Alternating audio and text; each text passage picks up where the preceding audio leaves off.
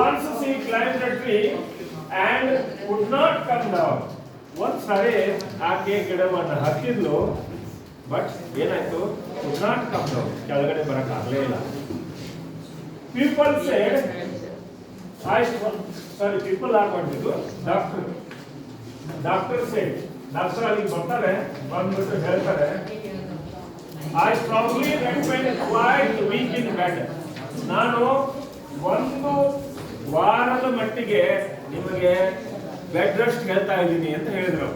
Bed rest ಮಾಡ್ರಿ ಅಂತ ಹೇಳಿದ್ರು, ಸ್ಟ್ರಾಂಗ್ಲಿ ಹೇಳಿದ್ರು ಅವ್ರು. ನೋಡಿ, ಒಂದು ವೀಕ್ ನೀವೆಲ್ಲೂ ಅಲ್ಲಾಡಬಾರ್ದು, ಮಲ್ಕೊಂಡಿರ್ಬೇಕು, ಒಂದು ವೀಕ್ ಬೆಡ್ ರೆಸ್ಟ್ ಮಾಡ್ರಿ ಅಂತ ಹೇಳಿದ್ರು. Children became relieve. ಚಿಲ್ಡ್ರನ್ ಏನಾದ್ರು ರಿಲೀಫ್ ಆದ್ರು.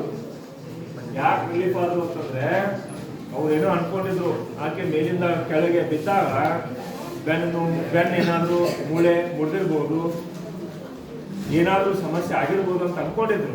ಆದ್ರೆ ನಿಜವಾಗ್ಲೂ ಏನು ಸಮಸ್ಯೆ ಆಗಿರ್ಲಿಲ್ಲ. ಅವರು ರಿಲೀವ್ ಅಂದ್ರೆ ನಿರಾಳರಾದ್ರು.